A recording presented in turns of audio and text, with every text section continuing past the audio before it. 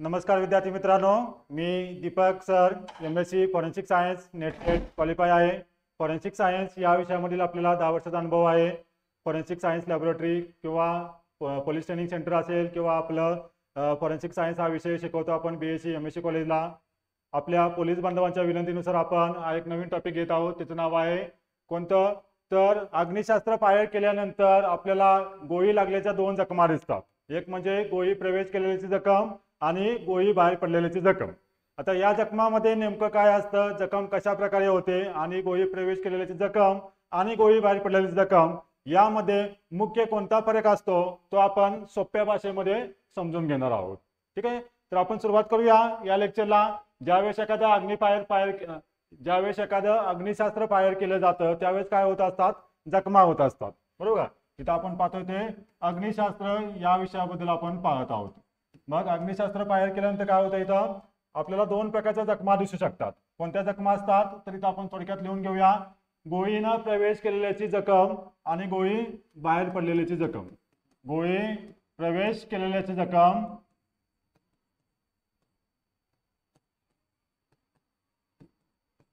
आणि दुसरा आहे ते म्हणजे गोळी, आता थोडक्यात लिहितो मी इथं, बाहेर पडलेल्याची जखम। ठीक आहे, गोळी बाहेर पडलेल्याची जखम।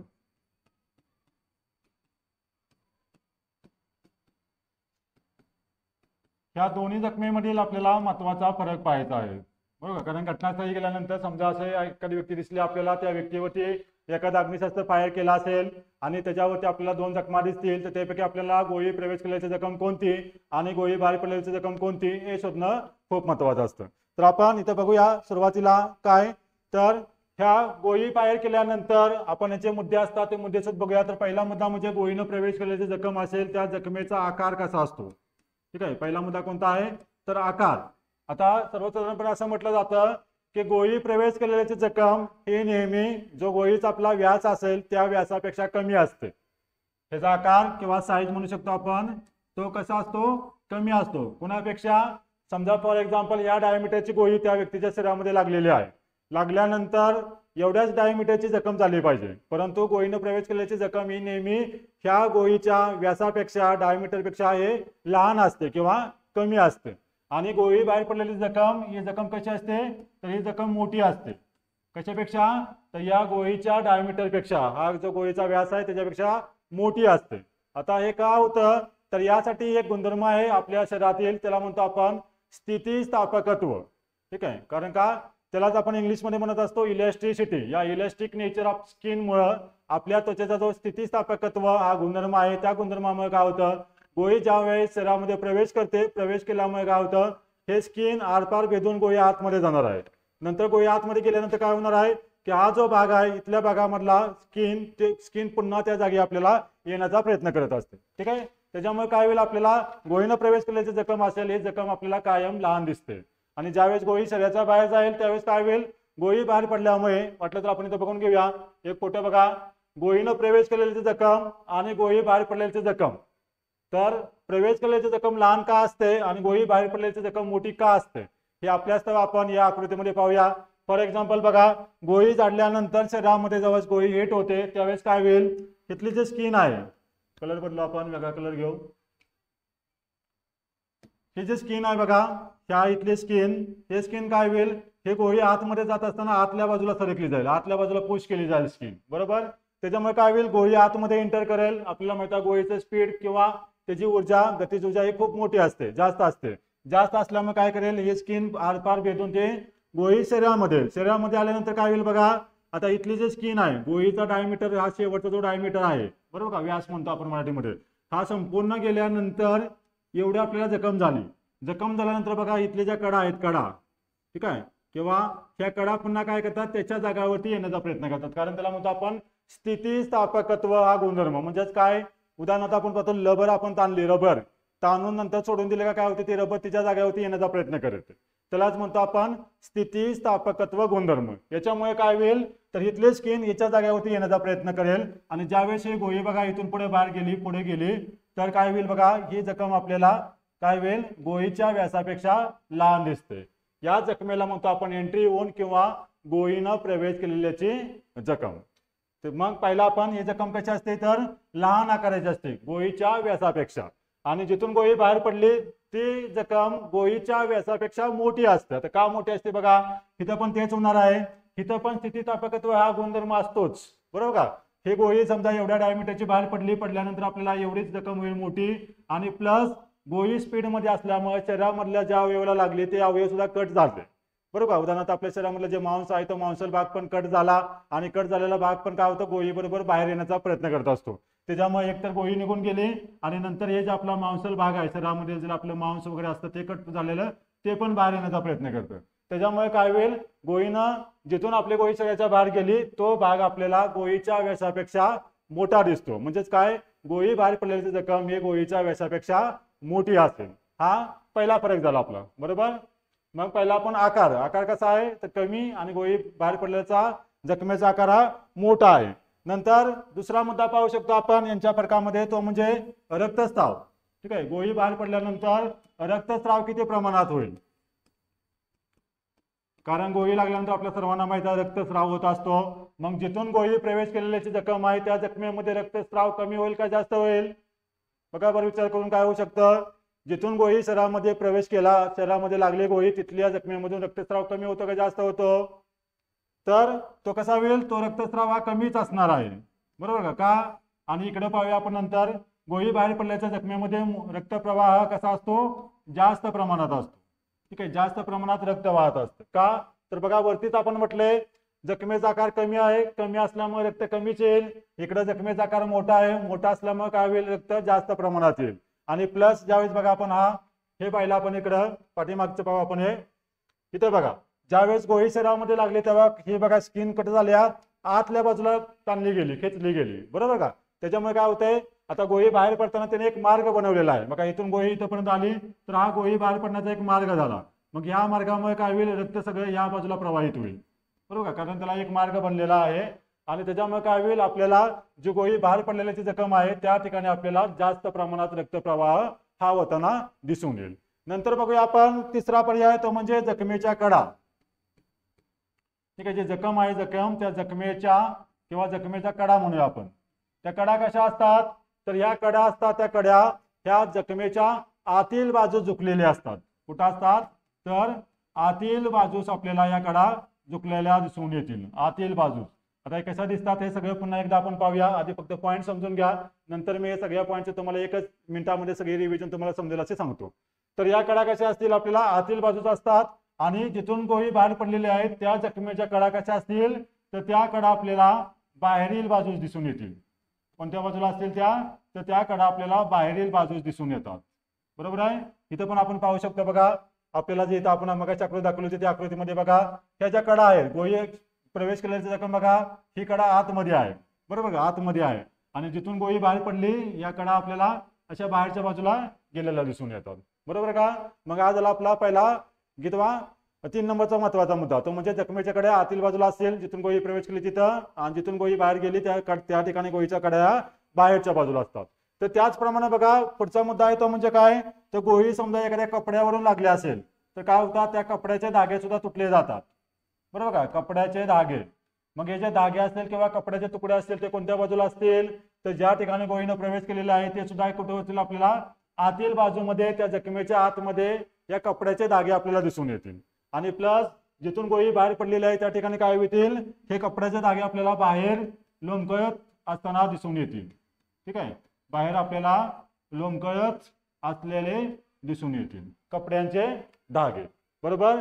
तर अशा प्रकारे 4 मुद्दे झाले. आता आपल्याला जागा नाही, मी हे सगळे मुद्दे पुसून घेतो जेणेकरून आपल्याला पुढचे मुद्दे लिहिता येतील. तर गोळी प्रवेश केलेली जखम आणि गोळी बाहेर पडलेली जखम पाहतोय आपण, हे 4 मुद्दे झाले. आता पुढचा मुद्दा पाहायचा आपल्याला महत्वाचा, दोन्हीमध्ये कुठला फरक असतो तो, त्या मुद्द्याला म्हणतो आपण पुढचा, गोळी मारल्यानंतर काय होईल, जर गोळी कमी अंतरावरून मारली असेल तर काय होणार आहे, त्या ठिकाणी आपल्याला एकतर भाजल्याच्या खुणा दिसून येतील, बरोबर का. गोळी मारल्यानंतर जे गोळीनं प्रवेश केलेली जखम आहे तिथे आपल्याला भाजल्याची जखम किंवा भाजल्याची खून आपल्याला दिसून येईल. ठीक आहे, त्याचप्रमाणे प्रवेशाची जखम असेल ती आपल्याला काळ्या रंगाची किंवा काळसर स्वरूपाची दिसून येईल. आपण पाहतो गोळी झाल्यानंतर एक धूर बाहेर पडत असतो, त्या धुरामुळे काय होतं, आपल्याला इथली जागा ही काळसर रंगाची झालेली दिसून येईल. त्याचप्रमाणे या ठिकाणी आपल्याला गोंधल्याची चिन्ह ठीक आहे. गोंधण्याच्या खुणा या सुद्धा आपल्याला या ठिकाणी दिसून येतात. यांनाच आपण इंग्लिशमध्ये म्हणत असतो काय, तर स्कॉर्चनिंग, ब्लॅकनिंग आणि टॅटूइंग. बरोबर का. भाजल्याच्या खुणा स्कॉर्चनिंग आहे, नंतर ब्लॅकनिंग म्हणजे काळसर दिसणे, आणि गोंधण्याच्या खुणा म्हणजे त्यालाच म्हणतो आपण टॅटूइंग. तर हे सगळे गुणधर्म आपल्याला गोळीनं जिथून प्रवेश केला त्या ठिकाणी दिसून येतील. आणि जिथून गोळी बाहेर पडली त्या ठिकाणी आपल्याला यापैकी कोणताही जे जखम असेल किंवा हा जो आपला फिनॉमिना आहे तो आपल्याला इथं दिसून येणार नाही. म्हणजे त्या ठिकाणी आपल्याला भाजल्याच्या खुणा, गोंधल्याच्या खुणा किंवा हे आपले जर स्कॉर्चिंग किंवा ब्लॅकनिंग आहे, टॅटूइंग आहे, आपल्याला त्या ठिकाणी काही दिसून येणार नाही. नंतर आहे महत्वाचं म्हणजे ते काय, हा झाला आपला 5वा मुद्दा. नेक्स्ट मुद्दा आपण पाहूया तो म्हणजे काय, ग्रीस कॉलर. कुठली कॉलर म्हणतो आपण त्याला, ग्रीस कॉलर. ग्रीस कॉलर म्हणजे काय, तर आपल्याला माहिती आहे आपण आपल्या वेपनला, फायरआर्मला सर्व्हिसिंग करत असतो. सर्व्हिसिंग करत असल्यामुळे त्याला आपण ऑइल, ग्रीस वगैरे लावत असतो. तर ते ग्रीस आणि ऑइल सुद्धा आपल्याला ज्या ठिकाणी प्रवेश केला त्या जखमेवरती आपल्याला ते एक साचलेलं दिसून येतं, त्यालाच म्हणतो आपण ग्रीस कॉलर. बरोबर का. आणि जिथून गोळी बाहेर पडली त्या ठिकाणी आपल्याला ग्रीस कॉलर दिसून येत नाही. या ठिकाणी ग्रीस कॉलर दिसून येते. बरोबर आहे, दिसून येते. आणि जिथून गोळी बाहेर पडली त्या ठिकाणी ग्रीस कॉलर दिसून येत नाही. नंतर पुढचा मुद्दा आहे तो म्हणजे 7वा, तो म्हणजे त्याला म्हणतो आपण शिशाचे वर्तुळ. कोणाचे वर्तुळ, तर शिशाचे वर्तुळ. शिशाच्या वर्तुळालाच आपण म्हणतो इंग्लिशमध्ये लेड रिंग. कुठले रिंग, तर लेड रिंग. आपल्या सर्वांना माहित आहे गोळी, बुलेट ही शिशापासून बनलेले असते. बरोबर का. तर गोळी फायर केल्यानंतर जिथून ती शरीरामध्ये प्रवेश करते त्या जखमेभोवती आपल्याला, याचा जर आपण क्षयकिरण मध्ये जर फोटो घेतला, एक्सरे मध्ये जर फोटो घेतला, तर त्या ठिकाणी आपल्याला त्या गोळीभोवती असं आपल्याला एक शिशाचं वर्तुळ तयार झालेलं दिसून येईल. कुठे, ज्या ठिकाणी गोळी शरीरामध्ये प्रवेश केलेली जखम आहे त्या ठिकाणी. आणि जिथून गोळी बाहेर पडली त्या ठिकाणी आपल्याला असे जखम दिसून येणार नाही. म्हणजे जखम म्हणण्यापेक्षा त्या ठिकाणी आपल्याला शिशाचे वर्तुळ किंवा लीड रिंग हे दिसून येणार नाही. बरोबर. आणि आता सर्वात महत्वाचा मुद्दा आहे तो म्हणजे काय, तर गोळीनं प्रवेश केलेली जखम हे कोणत्या रंगाचे असते, याचा प्रश्न एखाद्या वेळेस परीक्षेमध्ये येऊ शकतो. म्हणजे समजा अग्निशास्त्र झाडल्यानंतर गोळी प्रवेश केलेली जखम असते, ती जखम कोणत्या रंगाची असते असा जर प्रश्न आला, आता इथं आपण लिहूया थोडक्यात, तर जखमेचा रंग. जखमेचा रंग हा कोणत्या प्रकारचा असतो. आता सगळ्यांना माहित असेल की जखम गोळी लागली याचा अर्थ रक्त बाहेर येते, याचा अर्थ काय होईल, तर खाली पर्यायामध्ये लाल रंग दिलेला असतो, रक्ताचा रंग लाल असतो, त्याच्यामुळे आपण इथं लाल हा पर्याय निवडू शकतो. परंतु गोळी प्रवेश केलेल्याची जखम ही कायम आपल्याला गुलाबी रंगाची दिसते. कोणत्या रंगाची दिसते, गुलाबी रंगाची दिसते. त्याला इंग्लिशमध्ये म्हणतो आपण चेरी रेड कलर. कोणता कलर, तर चेरी रेड कलर या रंगाची आपल्याला गोळीच्या प्रवेशाची जखम दिसत असते. ठीक आहे. आणि इकडे काय असतो, इकडे आपल्याला गुलाबी रंग दिसत नाही. ठीक आहे. जिथून आपल्याला गोळी बाहेर पडते त्या ठिकाणी आपल्याला गुलाबी रंग नसतो, त्याच्यामध्ये आपल्याला तिथे लाल रंगाची जखम दिसू शकते. आता तुम्हाला वाटेल की हा गुलाबी रंग कुठून आला, तर बघा आपण पाहिलं होतं गन पावडर. ठीक आहे. गन पावडरचे कंपोजिशन आठवतात का बघा तुम्हाला. गन पावडर मध्ये काय काय असतं, तर पोटॅशियम नायट्रेट असतो, कार्बन असतो आणि सल्फर असतो. ठीक आहे. कार्बन म्हणजेच कोळसा. बरोबर का. काय असतं याच्यामध्ये गन पावडर मध्ये, एक घटक आहे तो म्हणजे कार्बन, कोळसा. बरोबर का. मग जो बंदुकीचा धूर असतो त्या धुरामध्ये किंवा या कार्बनमुळे तो धूर निर्माण होतो. बरोबर का. मग या धुरामधला जो कार्बन आहे, कार्बन हा कार्बन आपल्या शरीरामध्ये एक रक्तामध्ये हिमोग्लोबिन असतं, हिमोग्लोबिन HB म्हणतो आपण त्याला. बरोबर का. मग हा कार्बन या हिमोग्लोबिन संग बांधला जातो आणि तो एक कंपाऊंड बनवतो, त्याला म्हणतो आपण कार्बॉक्सी हिमोग्लोबिन. त्याला काय म्हणतो आपण, कार्बॉक्सी हिमोग्लोबिन. हिमोग्लोबिन असं म्हटलं जातं. आणि हे जे कार्बॉक्सी हिमोग्लोबिन असतं ते आपल्याला गुलाबी रंगाचं असतं. त्याच्यामुळे गोळीनं प्रवेश केल्याची जखम ही आपल्याला कशी दिसेल, तर ते गुलाबी रंगाची दिसते. आणि जसं आपण पुढे जाऊ, गोळी बाहेर पडल्याच्या जखमेपर्यंत हा कार्बन किंवा धूर संपूर्ण गेलेला असतो, विजलेला असतो, त्याच्यामुळे आपल्याला इकडे कार्बन दिसत नाही. कार्बन याच्यामुळे बाइंड न झाल्यामुळे कार्बॉक्सी हिमोग्लोबिन बनत नाही आणि त्याच्यामुळे गोळी बाहेर पडल्याची जखम ही आपल्याला गुलाबी रंगाची दिसून येत नाही. बरोबर आहे. तर अशा प्रकारे आपल्याला गोळी बाहेर पडलेल्याच्या ज्या काय म्हणून आपण त्याला गोळीनं प्रवेश केल्याची जखम आणि गोळी बाहेर पडल्याची जखम या ठिकाणी आपल्याला फरक स्पष्ट करून सांगता येईल. आपल्याला जर पाहायचं म्हटलं तर बघा आपण या कागदावर त्याचं एक्सपेरिमेंट करून पाहू शकतो. समजा हा कागद असेल आणि आपली समजा गोळी असेल, तर या कागदामध्ये समजा गोळी आतमध्ये चिरल्यानंतर काय होईल बघा, इथं आपल्याला असे जखम झालेले दिसून येईल. बरोबर. गोळी संपूर्णपणे या कागदाच्या म्हणजे शरीराच्या आरपार निघून गेली. आरपार निघून गेल्यामुळे काय होते बघा, आपल्याला जिथून गोळी आतमध्ये चिरली ती आपली गोळीनं प्रवेश केलेली जखम आणि जिथून गोळी बाहेर पडली ती आपली गोळी बाहेर पडलेली जखम. आता इकडे जर तुम्ही पाहिलं तर हे आपल्याला जखम लहान रंगाची दिसते, लहान रंगाची दिसेल आणि इकडे मोठ्या रंगाची दिसतील. जखमेच्या कडा पाहिल्या तर आपण कडा, तर इकडे बघा जिथून प्रवेश केला त्या ठिकाणी ही कडा आतमध्ये आहेत आतमध्ये, आणि जिथून गोळी बाहेर पडली त्या ठिकाणी या कडा आपल्याला बाहेरील बाजूला गेलेल्या दिसतात, बरोबर का. मग इकडे जखम लहान असल्यामुळे इकडून रक्तप्रवाह कमी होईल, इकडे जखम मोठी असल्यामुळे काय होईल, इकडून रक्तप्रवाह जास्त होईल. नंतर समजा ही कपड्याला आरपार पाडून गेली असेल तर कपड्याच्या जागी आपल्याला जिथून प्रवेश केला त्या ठिकाणी आतमध्ये दिसतील, आणि जिथून गोळी बाहेर पडली त्या ठिकाणी आपल्याला बाहेरच्या बाजूला दिसतील. ठीक आहे, तर अशा प्रकारे याच्यामध्ये आपण तो फरक सांगू शकतो. बघा हे झालं आपण ते सांगितलं लहान का मोठी का. आता याच्यावरती बघा प्रश्न विचारला गेला होता डिपार्टमेंटल PSI 2017ला, महत्वाचा प्रश्न होता तो प्रश्न कोणता होता, तर अग्निशास्त्र प्रकरणी शरीरावर काय म्हटले, अग्निशास्त्र प्रकरणी काय म्हटलं याच्यामध्ये, शरीरावर गोळी आत शिरल्याची एक जखम असेल. ठीक आहे, आपण वेगळा रंग घेऊ. काय म्हटलं इथं, शरीरावरती गोळी आत शिरल्याची एक जखम असेल तर गोळी बाहेर येण्याच्या किती जखमा दिसू शकतात किंवा किती जखमा दिसू शकतील. बऱ्याच लोकांचा हा प्रश्न चुकला होता, बरोबर. इथं काय म्हटलं बघा, पहिल्या ऑप्शन मध्ये म्हटलं एक जखम दिसेल, दुसऱ्यामध्ये म्हटलं एकापेक्षा जास्त जखम दिसेल, तिसऱ्यामध्ये म्हटलं एकही नाही, आणि चौथ्यामध्ये म्हटलं यापैकी कोणतेही. का, आता हे कशा प्रकारे दिसू शकते बघा, आपल्याला गोळी मारली, गोळी शरीरामध्ये गेली, गोळीनं प्रवेश केल्याची जखम एक झाली, बरोबर. आता गोळी शरीरामधून बाहेर गेलेली आहे, तर आपल्याला काय विचारलेलं आहे, गोळी बाहेर येण्याच्या किती जखमा दिसतील, बरोबर का. गोळी बाहेर पडलेल्याच्या किती जखमा दिसतात हे आपल्याला पाहायचं. तर बघा पहिल्या ऑप्शन मध्ये काय म्हटलंय, एक जखम दिसेल. एक जखम दिसू शकते का, दिसू शकेल. आताच मग आपण पाहिलं, बरोबर का. एक गोळी मारली, शरीरामध्ये आतमध्ये गेली, आणि या गोळीचा स्पीड जास्त असल्यामुळे पुन्हा ही शरीराला भेदून बाहेर गेली. त्याच्यामुळे आपल्याला आता इथे लक्षात का, गोळी बाहेर पडल्याची जखम पाहतो आपण, गोळी आतमध्ये शिरल्याची एक जखम आपली फिक्सच आहे. आता गोळी बाहेर पडताना बघा एक जखम होऊ शकते, एक गोळी मारली, त्या गोळीचा स्पीड जास्त असल्यामुळे शरीराला भेदून ती गोळी बाहेर जाऊ शकते, त्याच्यामुळे एक जखम होऊ शकते. दुसरं काय म्हटलंय, एकापेक्षा जास्त होऊ शकतील का जखमा, तर एकापेक्षा जास्त जखमा हे होऊ शकतात. का, तर समजा एखादी गोळी मारली आणि ती गोळी आपल्या शरीरातील एखाद्या हाडाला लागली, बरोबर का. समजा आपल्या या शरीरामध्ये हे हाड आहे, या हाडाला गोळी लागली तर काय होईल, हे हाड सुद्धा तुटेल, आणि तुटलेलं हाड आपल्या या शरीरामधून बाहेर येण्याचा प्रयत्न करेल, बरोबर का. मग बाहेर आल्यामुळे काय होईल, तिथे एक जखम होऊ शकते. म्हणजेच काय झालं, एकापेक्षा जास्त जखमा झाल्या. किंवा समजा हे हाड तुटलं नाही तर दोन भाग पडले, पुन्हा काय होतील, हे दोन्ही भाग सुद्धा गतीमध्ये येतील, आणि गतीमध्ये आल्यामुळे हे दोन्ही भाग बाहेर पडण्याचा प्रयत्न करतील. म्हणजे काय होईल, इथून पण एखादा हाड बाहेर पडेल, इथूनही पडेल, आणि हे गोळी बाहेर पडल्याची जखम दिसेल. म्हणजे आपल्याला एकापेक्षा जास्त जखमा दिसू शकतात, बरोबर का. आणि पुढे काय म्हटलंय, एक ही जखम दिसणार नाही, तर एक ही जखम सुद्धा दिसू शकत नाही. का, तर समजा गोळी खूप अंतरावरून मारल्यानंतर काय झालं, शरीराच्या आतमध्ये शिरण्यासाठी इथं ऊर्जा कामी आली, आणि नंतर इथं गोळी शरीरामध्येच राहिली, तिला बाहेर पडण्यासाठी ऊर्जाच नाही राहिली शिल्लक, बरोबर का. काय झालं, येण्याची शिल्लक नसल्यामुळे गोळी शरीरामध्येच राहील, त्याच्यामुळे आपल्याला एक पण जखम दिसणार नाही गोळी बाहेर पडलेल्याची. त्याच्यामुळे इथं यापैकी कोणतेही हे ऑप्शन बरोबर होतं. डिपार्टमेंटल PSI 2017ला हा प्रश्न आला होता, बरोबर. आता इथं बघा काय विचारलेलं आहे या प्रश्नामध्ये, डिपार्टमेंटल PSI 2021ला हा प्रश्न विचारला गेलेला आहे.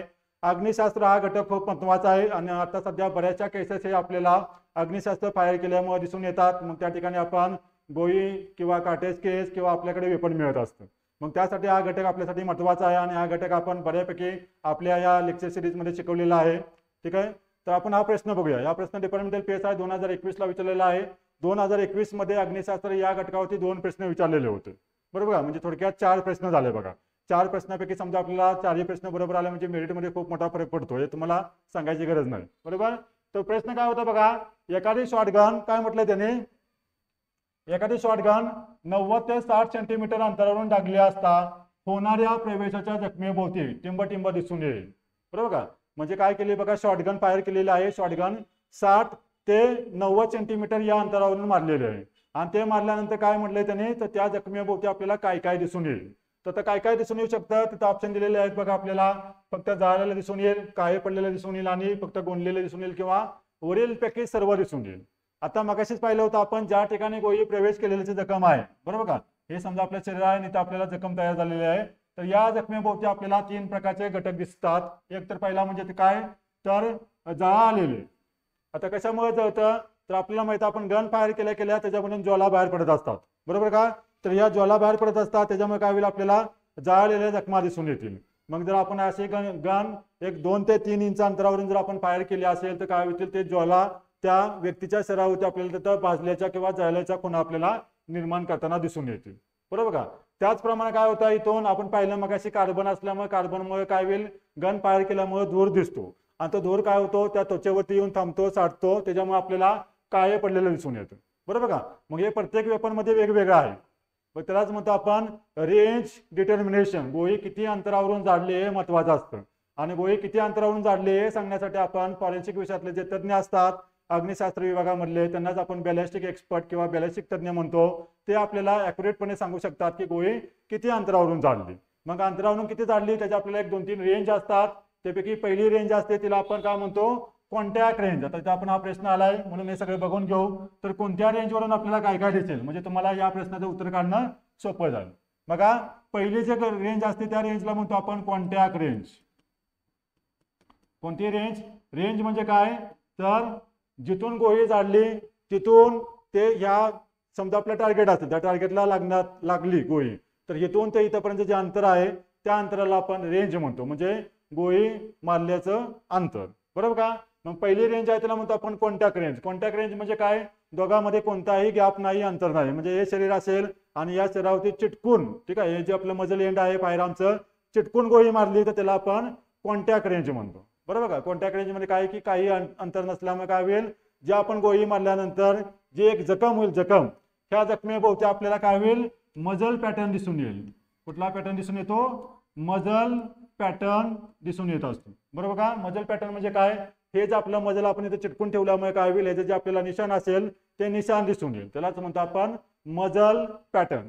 आणि जे जखम असते ती जखम, ठीक आहे, आता गोळीनं प्रवेश केल्याची जखम होईल इथं आपल्याला. हे जखम असते की ती एकदम विदारित जखम असते, बरोबर का. कोणती जखम म्हणतो आपण त्याला, एकदम जखम शरीरात गोळी दिसलेली जखम असते ती एकदम फाटल्यासारखी किंवा तिलाच आपण विदारित जखम म्हणू शकतो. तिला इंग्लिशमध्ये आपण म्हणतो एक्सप्लोजिव्ह टाईप ऑफ वुंड. कुठल्या प्रकारची तर एक्सप्लोजिव्ह टाईप ऑफ वुंड म्हणजेच काय, एकदम फाटलेली विदारित आपल्याला जखम दिसून येते. कधी, ज्यावेळेस आपण मजल एकदम शरीरावरती टच करून गोळी मारतो त्यालाच म्हणतो आपण कॉन्टॅक्ट रेंज, ठीक आहे. त्याच्यानंतर रेंज असते तिला म्हणतो आपण नियर रेंज, म्हणजे थोडंसं कमी अंतर असतं. नंतर शॉर्ट रेंज असते आणि डिस्टन्स रेंज. डिस्टन्स रेंज म्हणजे जास्त अंतर असतं. आता इथं जो प्रश्न विचारला आपल्याला तर त्यामध्ये काय म्हटलं, इथं डिस्टंट रेंज आहे म्हणजे 60 ते 90 म्हणजे दूरवरून गोळी मारलेली असेल, बरोबर का. इथं काय, इथं शॉटगन विचारलेलं आहे म्हणजे शॉटगन फायर झालेलं आहे. तर जसं अंतर वाढेल तसं काय होईल बघा, इथं जवळून मारले आपण. आता ह्याच्यानंतरची रेंज असते सेकंड नंबरची, तिला म्हणतो आपण नियर रेंज. या नियर रेंज मध्ये मागायचं सांगितल्याप्रमाणे काय होईल, आपल्याला जर ज्वाला येतात, या ज्वालामुळे आपल्याला जळलेल्या जखमा दिसून येतील किंवा धूर असेल त्या धुरामुळे आपल्याला काळं पडलेलं दिसून येईल, बरोबर का. त्यालाच काय म्हणतो आपण, याला ब्लॅकनिंग म्हणतो, स्कॉर्चनिंग म्हणतो. आणि जसं अंतर वाढेल तसं काय होईल, हा धूर जास्त अंतरापर्यंत काय होईल, जाणार नाही, कारण वातावरणामध्ये आल्यामुळे वातावरणातील हवेमुळे तो धूर विजला जाऊ शकतो, बरोबर का. तसंच आपल्याला हा धूर आणि ती ज्वाला पण आपल्याला विजल्या जाऊ शकतात, धूर पण विजला जाऊ शकतो. त्याच्यामुळे आपल्याला काळे पडलेल्याचे आणि जळाल्याच्या जखमा दिसणार नाही. परंतु हे ज्या गोंदलेचे चिन्ह आहेत, बरोबर का, फक्त गोंदलेले, हे गोंदलेले चिन्ह आपल्याला दिसू शकतात. 3 नंबरच्या ऑप्शन मध्ये काय म्हटलंय बघा, त्यांनी 3 नंबरला म्हटलंय फक्त गोंदलेले. तर या ठिकाणी आपल्याला गोंदलेलं दिसून येतं. गोंदलेलं म्हणजे काय तर गन फायर केल्यानंतर आपल्याकडे काय होतं, जे अनबर्न पावडर पार्टिकल्स असतात, ठीक आहे, जळलेली आणि न जळलेली जी बंदुकीची दारू असतात ते, आणि प्लस मेटॅलिक पार्टिकल असतात ते काय होतात, शरीरामध्ये येतात आणि शरीरामध्ये काय होतात, समजा ही त्वचा असेल तर त्याच्यामध्ये असेल आपल्याला टिपके टिपके दिसून येतात, ठीक आहे, असे आपल्याला टिपके टिपके दिसून येतात. या टिपक्या टिपक्याचा जो पॅटर्न असतो त्यालाच म्हणतो आपण गोंदल्याच्या खुणा किंवा त्यालाच इंग्लिशमध्ये म्हटलं जातं टॅटूइंग, ठीक आहे. तर ह्या घटनेमध्ये बघा 60 ते 90 सेंटीमीटरचं अंतर आहे. अंतर जास्त असल्यामुळे काय होईल, या ठिकाणी आपल्याला फक्त गोंदलेले चिन्ह दिसून येतील, ठीक आहे. या डिपार्टमेंटल PSI 2021 ला प्रश्न आला होता, ठीक आहे.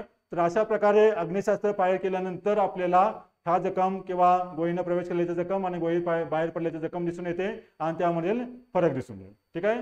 तर मित्रांनो, हे लेक्चर तुम्हाला कसं वाटलं नक्की सांगा. लेक्चर आवडला असेल तर नक्कीच लाईक करा, ठीक आहे. सबस्क्राईब करू शकता तुम्ही आणि कमेंटमध्ये सांगू शकता तुम्हाला पुढील कोणत्या टॉपिकवरती लेक्चर हवंय, त्या टॉपिकवरती आपण लेक्चर बनवूया. थँक्यू.